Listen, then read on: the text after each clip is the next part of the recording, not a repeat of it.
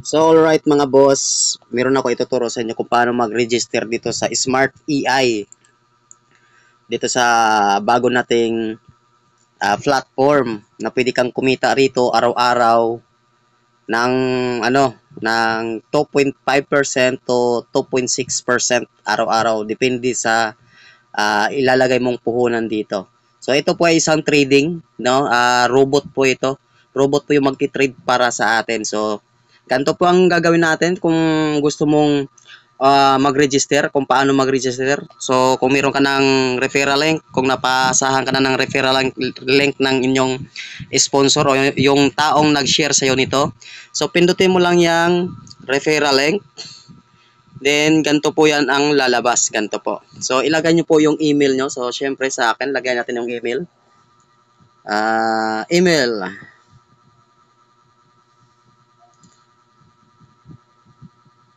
Marciano.andalan.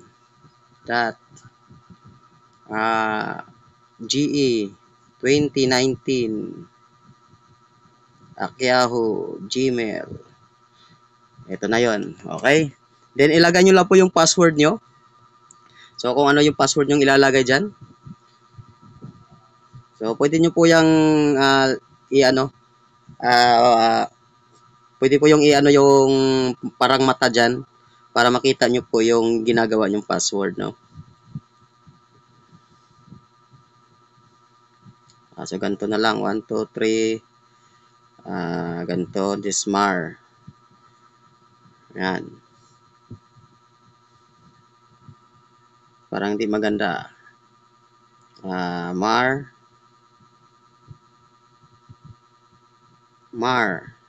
Tapos 1, 2, 3. Yan. Tapos dito. Yung Mar. Paras lang din sa security password. 1, 2, 3. Yan. Then WhatsApp, okay na po yan. Then register. Login password daw. Das may register to one. O, di lagyan natin ng M. Okay. Yan. No? Then register. So, ayan mga boss, nakapag-register na po tayo. So, ito na po. Then, pag nakapag-register ka na, pwede mo nang pindutin itong apps. Yung apps dito. So, sa akin kasi meron na ako. Ito po yung ida-download nyo para magkaroon po kayo ng application, no? Diyan sa inyong cellphone. Diyan po kayo mag-login and mag-log out din, no? So, kung gusto mo na start dito, so, pwede ka na mag-recharge. Pindutin mo lang yung recharge at pindutin mo yung TRC20 at i-copy mo yung recharge address mo. So, best asset lang po tayo mga boss, no? Para meron tayong income araw-araw. So, kopyahin mo lang yan. Then, punta ka na doon sa iyong preferred na crypto apps kung ano yung pagta-transferan mo ng inyong cryptocurrency na USDT. So, sa akin, marami ako dito. Meron akong OKX, meron akong coins, meron akong Gcrypto, at meron akong Bybit, at meron akong Bitget, no? So, syempre, dito tayo sa ating CoinsPH. Ayan. So, kailangan lang may laman yung ating CoinsPH, mga boss.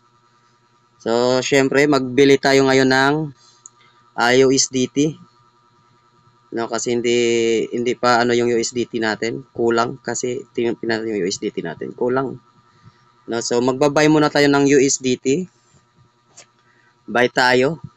Bali, magkano ba ibabay natin? Mga 1,000. So, 1,000 yung ibabay natin na USDT. Ayan. So, meron tayong matatanggap na 16. So, gawin na lang natin na 2,000. No, 2,000. Ayan. So, meron tayong 33. Tamang-tama na to. Okay.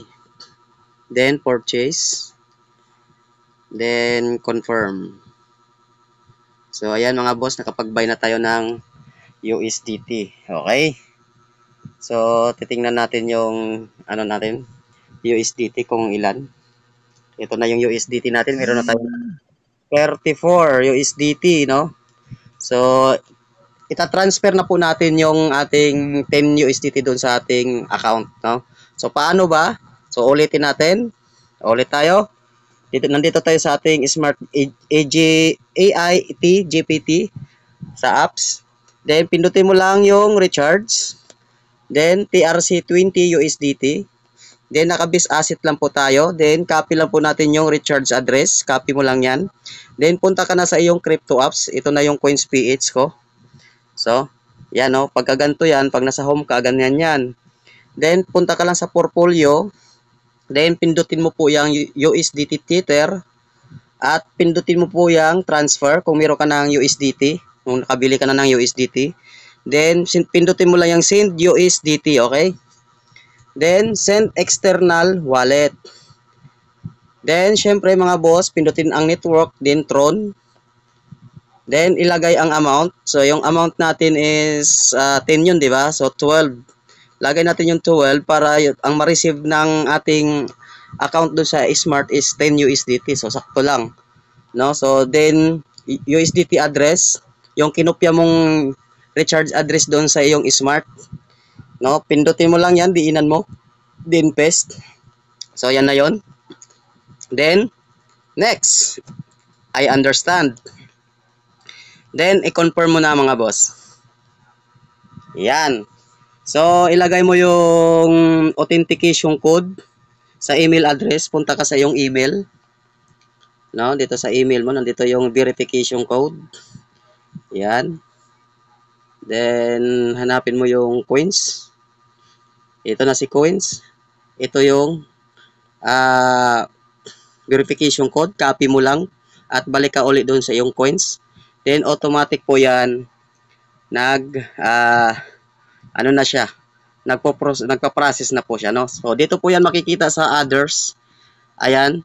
So meron tayong nakitang processing, yung status na 12 USDT papunta sa ating dito sa ating Smart, no?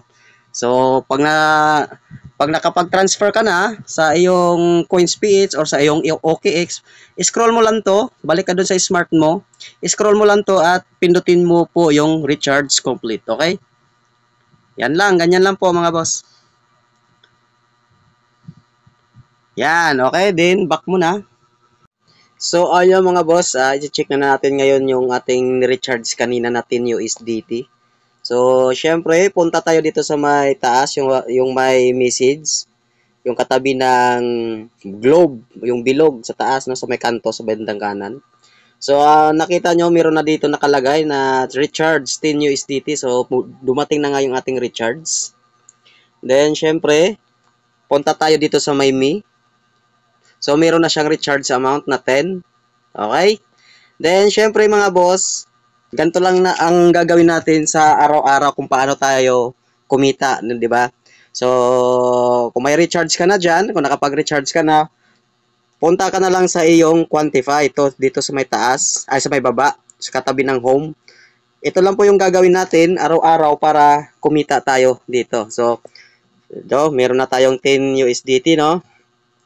So, ngayon, na-unlock na rin natin itong Smart AI GPT-4 model 4.0. So, current level natin, no? So, pwede na po tayo ditong kumita ng 2.5% to 2.6% profit ratio yan, no? Yan po yung kikitain natin. So, ang kitain mo rito ay nakadepende rin po sa iyong nire-recharge na puhunan. So, dito, basta meron kang minimum of 10 USDT and maximum of 10,000 USDT. So, kung mas mataas ang iyong nire-recharge puhunan, so mas malaki rin po ang inyong kikitain dito. Okay? So, ganito lang po ang gagawin natin sa araw-araw. So, punta ka lang dyan sa Quantify, then pindutin mo po yung Bitcoin. Okay, ayan na. So, nag-start na po yung ating robot na mag-trade para sa atin. Yan. So, as you can see mga boss, meron tayong kinikita ngayon na 0.52 USDT. Yan, okay? So, kumita na po tayo ngayon ng 0.52. So, meron po siyang countdown na days. 365 days po yan mga boss, na pakinabangan po na natin yan. So after 40 days, pwede ka na ditong mabawi. Pwede mo nang mabawi ang iyong puhunan dito after 40 days. Okay? So punta ka lang sa Me pag natapos ka na mag-quantify. At syempre, pindutin mo yung withdraw. At pwede ka na mag-withdraw dito, no? So ilagay mo lang uli yung wallet address ng iyong crypto apps kung ano yung gagamitin mo. Mapa CoinsPH, OKX, Bybit, o Gcrypto. So, pwede po yang ilagay dyan yung inyong wallet address. Then, ang withdrawal limit po natin is 1 USDT. Then, ilagay nyo po yung password, security password nyo, then confirm. So, mga 2 to 3 minutes, ando na po yan sa inyong crypto apps, no? Mga crypto apps nyo sa yung wallet.